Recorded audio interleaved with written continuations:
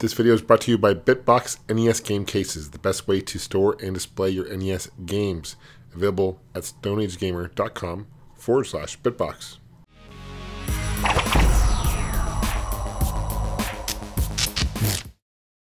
Hey guys, what's going on? This is John with Gamester81.com. I'm here with Zed, the owner of Fallout Games. We're here in Phoenix, Paradise Valley area. What's going on, Zed? It's going pretty good. So, nice. Well, thank you for coming out. I do appreciate that. So. Yeah, this is an awesome shop, and you have 3 here in the Phoenix area. We do, yeah. We have one over at 42nd Avenue in Bell, by Glendale, North Phoenix. Then we have this one here over Tatum and Thunderbird, over Scottsdale and Phoenix meet, and then we're over in Tempe, a few miles from ASU, down at Southern and McClintock.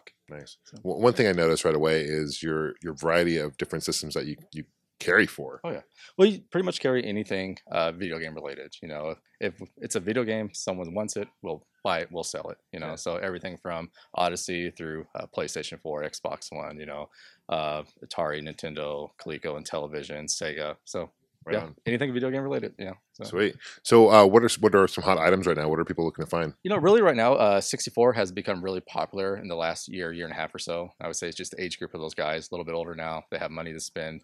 They want to go back and, you know, relive those memories they had when they're kids. Mm-hmm. But of course, always Super Nintendo, can't keep in stock.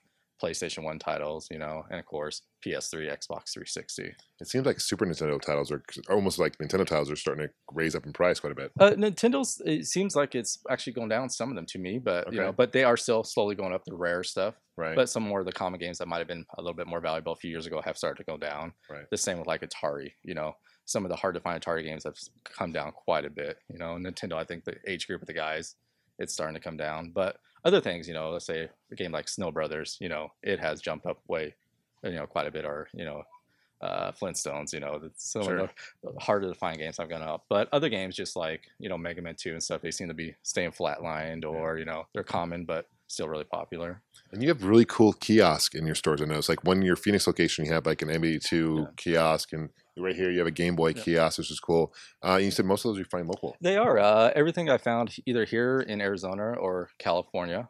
You know, it's just something I remember as a kid, and I'm sure you do as well, going to the Toys R Us, going to Target, going to Kmart, you know, the small independent game shops, and you see those kiosks, and they're great to play, and it's just something I've always wanted for myself. And when I've had the opportunity, you know, customers show up with a pickup truck with a Nintendo 64 in the back of the pickup, you know, I'm gonna buy it. So how did you get into opening a store? I mean, I imagine you're a collector initially. Yeah, you know, something when late 90s, I wanted to start buying back some of the games I had when I was a child, and I started, you know, buying collections.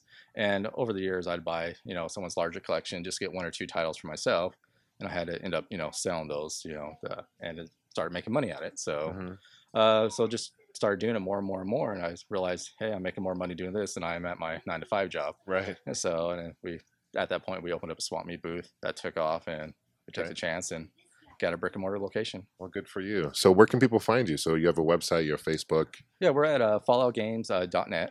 Also, just search video game stores in Phoenix or Tempe, and you will find us on there. Okay.